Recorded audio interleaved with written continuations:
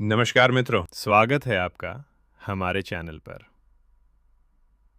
मित्रों, क्या आपने कभी सोचा है कि हिंदू धर्म में पीपल के वृक्ष को इतना पवित्र क्यों माना गया है? और क्यों पीपल में जल चढ़ाने की परंपरा सदियों से चली आ रही है? क्या यह केवल एक धार्मिक रिवाज है या इसके पीछे कोई गहरा आध्यात्मिक और वैज्ञानिक रहस्य छिपा है? आज के इस वीडियो में आप जानेंगे पीपल में जल चढ़ाने से क्या होता है, कौन सी परेशानियां दूर होती हैं और कौन सी गलती आपके पुण्य को दोष में बदल सकती है। वीडियो को अंत तक जरूर देखिए, क्योंकि अंत में एक ऐसी कथा है जो आपकी सोच बदल देगी। मित्रों, पीपल का वृक्ष सामान्य पेड़ नहीं है। शास्त्रों में कहा गया है, पीपल की जड़ों में ब्रह्मा जी का वास है। इसके तने में भगवान विष्णु विराजमान हैं और इसके पत्तों में महादेव शिव का निवास है। यानी पीपल त्रिदेवों का जीवित स्वरूप है। श्रीमद् भगवद गीता में श्री कृष्ण कहते हैं, वृक्षों में मैं पीपल हूं। इसलिए पीपल की पूजा साक्षात भगवान की पूजा मानी जाती है। मित्रों, अब आते हैं सबसे महत्वपूर्ण प्रश्न पर। पीपल में जल चढ़ाने से क्या होता है? पीपल में नियमित जल अर्पण करने से पितृदोष शांत होता है। अगर आपके जीवन में बार बार धन की कमी, विवाह में रुकावट या संतान संबंधी परेशानी है, तो पीपल में जल चढ़ाना अत्यंत लाभकारी माना गया है। मित्रों, पीपल का वृक्ष अत्यधिक ऑक्सीजन देता है। सुबह सुबह पीपल में जल चढ़ाने से मन शांत होता है, चिंता कम होती है और नकारात्मक ऊर्जा दूर होती है। शनिवार के दिन पीपल में जल चढ़ाना शनि दोष को शांत करता है। जिन लोगों की मेहनत सफल नहीं हो रही या बार बार काम बिगड़ जाता है, उनके लिए यह उपाय अद्भुत परिणाम देता है। मित्रों, हर दिन का अलग अलग फल होता है। रविवार आत्मबल और स्वास्थ्य के लिए, सोमवार मानसिक शांति के लिए और शनिवार सबसे शक्तिशाली दिन। शनिवार को तांबे के लोटे में जल और काले तिल मिलाकर पीपल में चढ़ाएं। मित्रों, अगर सावधानी न रखी जाए तो पुण्य दोष में बदल सकता है। रात में पीपल में जल न चढ़ाएं। पीपल को कभी काटे नहीं। श्रद्धा और शुद्ध मन सबसे जरूरी है। मित्रों, बहुत पुराने समय की बात है। एक गरीब ब्राह्मण था जो रोज पीपल में जल चढ़ाता था। एक दिन यमराज स्वयं आए, लेकिन पीपल की कृपा से उस ब्राह्मण को जीवन दान मिल गया। इससे सिद्ध होता है, पीपल की सेवा ईश्वर की सेवा है। सुबह सूर्योदय से पहले तांबे के लोटे में जल, ओम नमः शिवाय का जाप और 7 परिक्रमा। मित्रों, पीपल में जल चढ़ाना आपके जीवन में सकारात्मक बदलाव ला सकता है। वीडियो पसंद आया हो तो लाइक करें, चैनल को सब्सक्राइब करें और सनातन ज्ञान सब तक पहुंचाएं। जय शिव शंकर, जय सनातन धर्म। मित्रों, अब हम आप सभी को एक और कथा के माध्यम से बताएंगे कि पीपल में जल चढ़ाने से क्या लाभ होता है। प्रिय मित्रों, आज की सत्य और पौराणिक कथा के माध्यम से हम यह जानेंगे कि सनातन धर्म में पीपल के वृक्ष पर एक लोटा जल चढ़ाने से मनुष्य को क्या फल मिलता है। दोस्तों, एक बार देवर्षि नारद पृथ्वी लोक का भ्रमण कर रहे थे। तभी उन्होंने धरती लोक पर कुछ मनुष्य को कुकृत्य कार्य करते हुए देखा। यह देखकर देवर्षि नारद जी का मन विचलित हो उठा और यह दृश्य देखकर उनके मन में कई सारे प्रश्न उठने लगे। फिर अपने इन प्रश्नों को लेकर नारद जी भगवान भोलेनाथ से मिलने के लिए चल देते हैं, क्योंकि नारद जी भगवान भोलेनाथ को अपना गुरु मानते थे। दोस्तों, नारायण नारायण का जाप करते हुए महर्षि नारद जी कैलाश पर्वत पर पधार चुके हैं। कैलाश पर्वत पर भगवान शिव जी एक सुंदर शिला पर बैठे हुए थे और तपस्या में लीन थे। भगवान शिव जी के समीप में माता पार्वती पुत्र गणेश के साथ बैठी हुई थी और बगल में नंदी महाराज भी थे। देवर्षि नारद जी भगवान भोलेनाथ और माता पार्वती को प्रणाम करते हैं। देवर्षि नारद जी को देखकर भगवान भोलेनाथ कहने लगते हैं, हे देवर्षि, आइए, कैलाश पर्वत पर आपका स्वागत है। कहिए देवर्षि, आज किस प्रयोजन से कैलाश पर आना हुआ? क्या बात है? आज आप बहुत द्विधा में दिखाई पड़ रहे हैं। अवश्य ही आपके मन में कोई शंका उत्पन्न हो रही है। यह सुनकर देवर्षि नारद जी कहते हैं, हे सृष्टि के संहारक, आप तो त्रिकाल देव हैं। चराचर जगत में आपका वास है।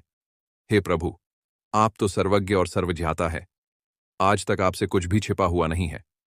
भगवान, मैं आज कैलाश पर किस प्रयोजन से आया हूं, यह बात आप भली भांति जानते हैं, और यह भी आप जानते हैं कि मैं किस कारण से चिंतित हूं। भगवान भोलेनाथ कहते हैं, हे देवर्षि, मैं आपकी व्यथा को समझता हूं। फिर भी आप निसंकोच होकर प्रश्न पूछिए।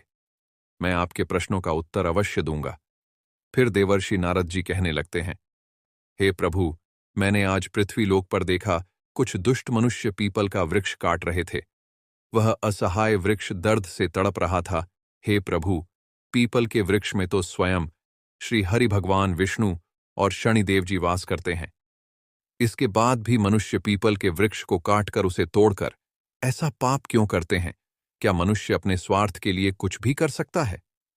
हे प्रभु, मैं यह भी जानना चाहता हूं कि पीपल के वृक्ष को एक लोटा जल देने से मनुष्य को कौन सा फल मिलता है?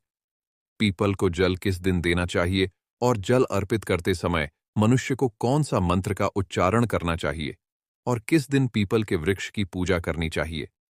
भगवान भोलेनाथ कहते हैं, हे मुनिश्रेष्ठ, आज आपने बहुत ही उत्तम प्रश्न पूछा है, किंतु मैं आपके प्रश्नों के उत्तर देने से पहले आपको एक प्राचीन और पौराणिक कथा सुनाता हूं। इसे ध्यानपूर्वक सुनना, क्योंकि आपके प्रश्नों के उत्तर इस कथा को सुनने के बाद मिल जाएंगे। सभी बंधुओं से निवेदन है कि कथा को पूरा सुनना, क्योंकि आधा अधूरा ज्ञान विष के समान घातक होता है।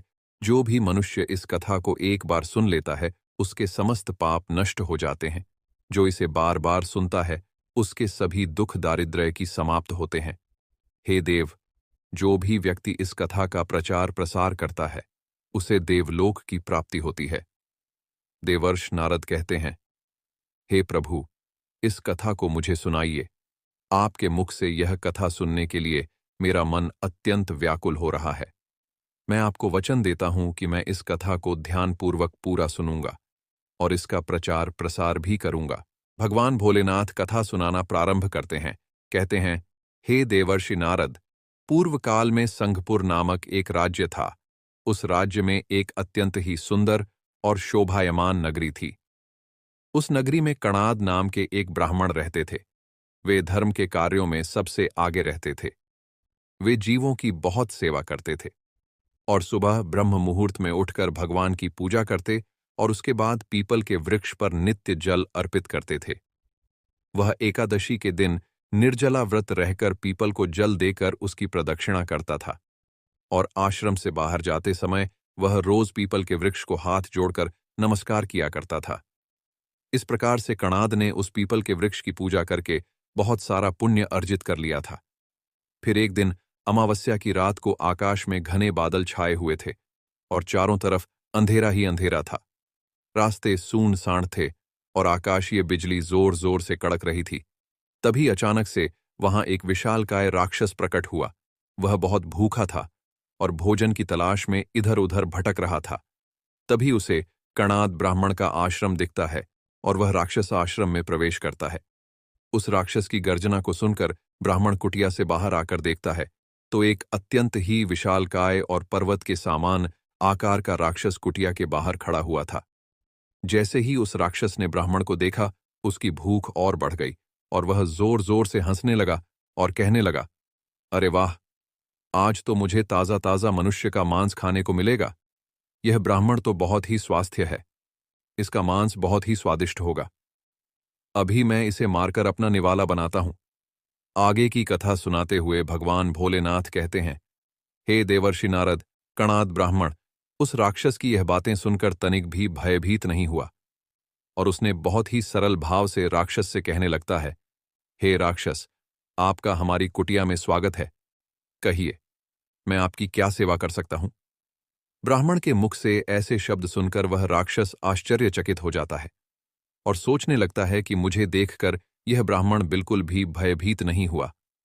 अवश्य ही यह कोई पुण्य आत्मा है और भगवान की कृपा इस पर है। फिर उस राक्षस ने ब्राह्मण से पूछा, हे ब्राह्मण श्रेष्ठ, आप कौन हैं और इस वीरान और सूनसान वन में क्या कर रहे हैं? आपको मुझे देखकर तनिक भी डर नहीं लगा। उस राक्षस की यह बात सुनकर ब्राह्मण महात्मा कहते हैं, हे राक्षस, मैं त्रिदेव का परम भक्त हूं। उनकी मर्जी के बिना आप तो क्या, मुझे काल भी कुछ नहीं कर सकता। इसीलिए हे राक्षस, तुम बताओ तुम्हें क्या चाहिए। तुम्हारी जो भी इच्छा हो वह मैं पूरी करने की कोशिश अवश्य करूंगा। आओ इस वृक्ष के नीचे आसन ग्रहण करो। वह राक्षस उस वृक्ष के नीचे आसन ग्रहण करता है और थोड़ी देर में उसका शरीर आग की तरह जलने लगता है और तुरंत ही उसकी मृत्यु हो जाती है और एक दिव्य मनुष्य उस राक्षस के शरीर से बाहर निकलकर बाहर आता है और उस मनुष्य को राक्षस के श्राप से मुक्ति मिल जाती है और वह स्वर्गलोक की ओर प्रस्थान करने लगता है।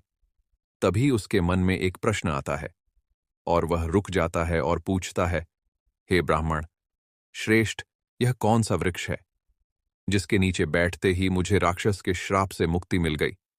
तब वह ब्राह्मण कहता है, हे महात्मा, यह पीपल का वृक्ष है।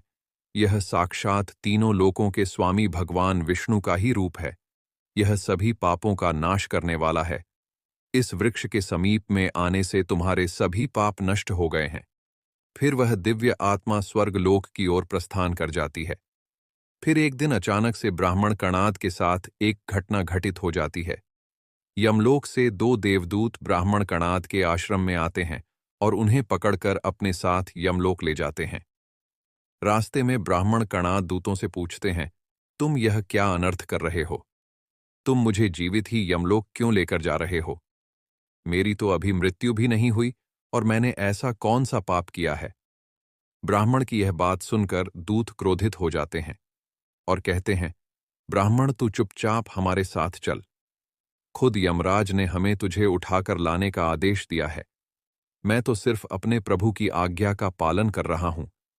पता नहीं तूने ऐसा कौन सा भयंकर अपराध किया है जिसके कारण तुझे जीवित ही यमलोक लेकर जाना पड़ रहा है। अवश्य ही तूने कोई घोर पाप किया होगा। ब्राह्मण कणाद उसकी बात सुनकर मुस्कुराने लगते हैं। यह देखकर यमदूतों को बड़ा आश्चर्य होता है और वह सोचने लगते हैं, यह ब्राह्मण न तो विलाप कर रहा है और ना ही दुखी हो रहा है, अपितु यह मुस्कुरा रहा है। देवदूत मन ही मन सोचते हैं, आज तक हम जिन भी प्राणियों को उठाकर लाए हैं वे तो जोर जोर से विलाप कर रहे थे, किंतु इस ब्राह्मण के मुख पर तनिक भी भय नहीं है। फिर वे यमदूत उस ब्राह्मण को लेकर यमराज के सामने उपस्थित हो जाते हैं। यमराज चित्रगुप्त को आदेश देते हैं कि इस ब्राह्मण के चरित्र का लेखा जोखा निकाला जाए। चित्रगुप्त जैसे ही ब्राह्मण का लेखा जोखा देखते हैं वे भयभीत हो जाते हैं और यमराज से बताते हुए कहते हैं, हे प्रभु, यह दूत गलत मनुष्य को ले आए हैं। चित्रगुप्त की यह बात सुनकर यमराज गुस्से में दूतों से कहते हैं, अरे दूतों, तुमने यह क्या किया? तुम किसे उठाकर लाए हो? मैंने तुम्हें कणाद नाम के लकड़हारे को लाने के लिए कहा था, जिसकी मृत्यु हो चुकी थी। तुम लोगों ने आज अनर्थ कर दिया जो इस ब्राह्मण महात्मा को उठाकर यमलोक ले आए। इनका स्थान यहां पर नहीं है। फिर चित्रगुप्त ने कहा, प्रभु, यह ब्राह्मण महात्मा भगवान त्रिदेव अर्थात ब्रह्मा, विष्णु और महेश के परम भक्त हैं और यह नित्य पूजा पाठ करने के बाद पीपल के वृक्ष पर जल चढ़ाते हैं। इन्हें बिना भगवान भोलेनाथ की इच्छा के बिना यमलोक में लेकर आना घोर पाप है। चित्रगुप्त के मुख से यह बात सुनकर यमदूत धर्मराज से क्षमा प्रार्थना करते हैं और कहते हैं, प्रभु, हमसे भूल हो गई। फिर यमराज उस ब्राह्मण से कहते हैं, हे ब्राह्मण श्रेष्ठ, अब आप वापस अपने आश्रम जा सकते हैं। अपने दूतों की भूल के लिए मैं आपसे क्षमा मांगता हूं। कृपया उन्हें माफ कर दीजिए। धर्मराज के मुख से यह बात सुनकर ब्राह्मण ने हाथ जोड़ते हुए कहा, महाराज, मुझे आपका और इन दूतों का धन्यवाद करना चाहिए, जिनके कारण आज मुझे जीवित रूप में इस मनुष्य रूपी काया के साथ आपके साक्षात दर्शन करने का सौभाग्य प्राप्त हुआ है। ऐसा सौभाग्य बार बार किसे मिलता है? फिर ब्राह्मण ने कहा, हे प्रभु, मेरी आपसे एक विनती है। मैं संपूर्ण नरकलोक के दर्शन करना चाहता हूं, जहां पर पापी मनुष्य को कष्ट भोगने पड़ते हैं। ब्राह्मण की यह बात सुनकर महाराज कहते हैं, हे ब्राह्मण, ठीक है, अगर आपकी यही इच्छा है तो मैं आपकी इच्छा को अवश्य पूर्ण करता हूं। फिर यमराज चित्रगुप्त के साथ उस ब्राह्मण को नर्कलोक का भ्रमण कराते हैं। ब्राह्मण ने देखा कि नर्कलोक में तरह तरह के मनुष्य पड़े हैं, जो कष्ट भोग रहे हैं। कोई मनुष्य अग्निकुंड में जल रहा था, तो किसी मनुष्य को यमदूत रस्सी से बांधकर नरक में पीटते हुए ले जा रहे थे। जब तक वह व्यक्ति बेहोश नहीं हो गया, तब तक दूत उसे पीट रहे थे। जब वह दोबारा से होश में आया, तो देवदूत उसे फिर से पीटने लगे, और जो मनुष्य निर्दोष जीवों की हत्या करता है, उन्हें मरता है। ऐसे व्यक्तियों को गर्म तेल में डालकर तला जाता है, और वे जोर जोर से विलाप कर रहे थे। और जो मनुष्य जानवरों को मारकर उनका मांस खाते हैं, उनके लिए नरक में कठोर सजा तय की गई है। ऐसे व्यक्तियों को नरक में जानवरों के बीच छोड़ डीच दिया जाता है, और जानवर उन्हें चीर फाड़ कर खा जाते हैं। कुछ ऐसे भी व्यक्ति थे जिन्होंने महिलाओं के साथ दुष्कर्म किया था, उन्हें धोखा दिया था। इस प्रकार के मनुष्य के लिए नरक में जानवर की श्रेणी में रखा गया है, और ऐसे मनुष्य को नरक में मलमूत्र से भरे कुएं में डाल दिया जाता है।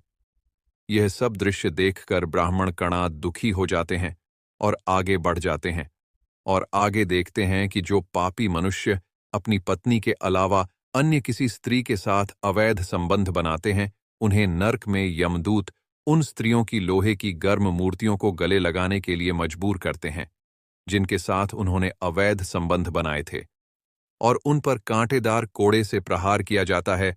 ब्राह्मण कणाद उन आत्माओं को दुख और यातनाएं भोगते हुए देखकर बहुत दुखी हो जाते हैं, और वे उन कष्ट भोग रहे प्राणियों से पूछते हैं, क्या आप लोगों ने पृथ्वी लोक पर रहकर कोई भी पुण्य का काम नहीं किया, जिससे आप सभी को यहां नरक में आकर इतने कष्ट और यातनाएं भोगना पड़ रहा है?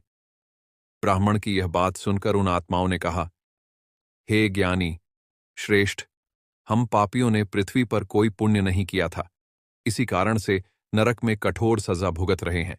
फिर उस ब्राह्मण ने कहा, क्या आप लोगों ने कभी भगवान भोलेनाथ का एक बार भी पूजन नहीं किया? क्या आपने पीपल के वृक्ष पर कभी जल नहीं चढ़ाया? इसी कारण से तुम सभी आत्माओं को नरक में ऐसी भयानक दशा हो गई है। जो मनुष्य पृथ्वी लोक पर रहकर भगवान शिव की पूजा आराधना करता है, उसकी ऐसी दुर्गति कभी नहीं होती है, उन्हें मोक्ष मिल जाता है। यदि आप लोगों ने एक भी बार पीपल के वृक्ष पर जल चढ़ाया होता, तो आपके जन्म जन्मांतर के पाप नष्ट हो जाते, क्योंकि पीपल के वृक्ष में स्वयं भगवान ब्रह्मा, विष्णु और महेश निवास करते हैं। शास्त्रों में पीपल के वृक्ष को भगवान श्री हरि विष्णु का स्वरूप माना गया है। फिर वह नरक में पाप भोग रही आत्माएं कहती हैं, हे ब्राह्मण देवता, हम अपने कुकर्म के कारण भयंकर दुख भोग रहे हैं, किंतु हे ब्राह्मण देवता, आपके दर्शन करने मात्र से ही हमारे दर्द कम हो गए। आपको देखकर हमें संतोष हो रहा है। कृपया आप हम पापियों पर थोड़ी दया कीजिए और हमें यहां से मुक्ति दिलाएं। मां कहते हैं, हे ब्राह्मण श्रेष्ठ, अब आपने नरक देख लिया है, अब आप अपने आश्रम को लौट जाइए। फिर वह ब्राह्मण देवदूतों के साथ वापस आश्रम लौट आता है, किंतु रात में ब्राह्मण को नींद नहीं आती। जैसे ही वह आंख बंद करता है, उसके सामने नरक लोक का दृश्य आ जाता है। वे सभी नरकी आत्माएं ब्राह्मण से नरक के दुख से मुक्ति के लिए प्रार्थना कर रही थीं। फिर उस ब्राह्मण ने उन नारकीय जीवों को मुक्ति दिलाने के लिए सुबह जल्दी उठकर ब्रह्म मुहूर्त में पीपल के वृक्ष के नीचे बैठकर तीनों देवों की प्रार्थना करना शुरू कर दिया। वह ब्राह्मण भगवान श्री हरि से प्रार्थना करते हुए कहने लगा, हे प्रभु, मैंने सच्चे मन से आपकी पूजा की है और हर पल आपके नाम का जाप किया है। मैंने अपना संपूर्ण जीवन केवल आपकी भक्ति में ही समर्पित किया है। यदि मैंने आज तक कोई पाप नहीं किया है, तो मैं अपना सारा पुण्य इन पापी आत्माओं को दे देता हूं। आप इन्हें इस नरक के कष्ट से मुक्त कीजिए और इन्हें अपने श्री चरणों में स्थान दीजिए। ब्राह्मण कणाद की यह प्रार्थना तीनों देवों ने स्वीकार कर लिया और नरक के जीवों को कष्ट से मुक्ति मिल गई और वे नरक को छोड़कर स्वर्ग में जाने लगे। और सभी आत्माएं ब्राह्मण के गुणगान करते हुए और ब्राह्मण देव आपकी जय हो कहते हुए स्वर्ग की ओर प्रस्थान कर गए। किंतु उनमें से अभी भी कुछ दुष्ट आत्माएं उस नरक में ही कष्ट भोग रही थीं। उन्हें पाप से मुक्ति नहीं मिली थी। यह अद्भुत दृश्य को देखकर धर्मराज आश्चर्यचकित हो गए और उन्हें कुछ समझ में नहीं आया।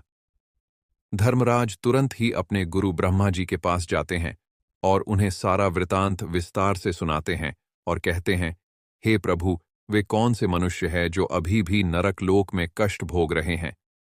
तब भगवान ब्रह्मा कहते हैं, हे धर्मराज, यह जो अन्य जीव अभी भी नरक में कष्ट भोग रहे हैं, इन मनुष्यों ने अपने पूर्व जन्म में पीपल के वृक्ष को काटा है और उन्हें तोड़कर फेंक का है। इसी कारण से इन्हें मुक्ति नहीं मिली है। आगे की कथा सुनाते हुए भगवान भोलेनाथ कहते हैं, हे देवर्षि नारद, जो मनुष्य पीपल को जल देता है वह कभी नरक में नहीं जाता है और उसके पाप नष्ट हो जाते हैं। उसके ऊपर स्वयं तीनों देवों का आशीर्वाद रहता है। उसका जीवन सुखमय व्यतीत होता है। उसके घर में कभी गरीबी और दरिद्रता नहीं आती है। उस व्यक्ति के अंदर इतना सामर्थ्य आ जाता है कि उसके समीप आने पर अन्य पापी जनों के पाप भी नष्ट हो जाते हैं। और जो मनुष्य पीपल के वृक्ष पर जल चढ़ाते हैं उनकी कभी अकाल मृत्यु नहीं होती। इस प्रकार से भगवान भोलेनाथ ने देवर्षि नारद जी को पीपल को जल देने का महत्व सुना दिया है। जो भी मनुष्य ब्राह्मण कणाद की इस कथा को सुनता है उसके समस्त पापों का नाश हो जाता है और उसे वैकुंठ में श्री हरि के चरणों में स्थान मिलता है। तो मित्रों, इस प्रकार से भगवान भोलेनाथ पीपल को जल देने का महत्व महर्षि नारद को सुनाया है। आप भी पीपल को प्रतिदिन जल अवश्य दें और अपने पापों से मुक्ति पाए और प्रत्येक शनिवार के दिन लौटे में जल के साथ दूध और थोड़ा सा तिल मिलाकर पीपल की जड़ में चढ़ाएं। इसके साथ ही ओम नमो भगवते वासुदेवाय नमः मंत्र का जाप करें, जिससे भगवान विष्णु और शनिदेव जी की कृपा आप पर सदा बनी रहे। और प्रत्येक एकादशी के दिन पीपल के वृक्ष पर एक लोटा का जल अर्पित करें और उसके बाद पीपल के वृक्ष को प्रणाम करें। ऐसा करने से आपके समस्त दुख कष्ट समाप्त होंगे और स्वयं माता लक्ष्मी का आपके घर में आगमन होगा। मित्रों, यह कथा आपको कैसी लगी कमेंट करके हमें जरूर बताएं और कमेंट में जय श्री हरि विष्णु, जय भोलेनाथ अवश्य लिखें। और ऐसी ही ज्ञान से परिपूर्ण कथा कहानियों के लिए आप धार्मिक कथा चैनल को सब्सक्राइब कर लीजिए। वीडियो देखने के लिए आप सभी का धन्यवाद। जय श्री कृष्ण।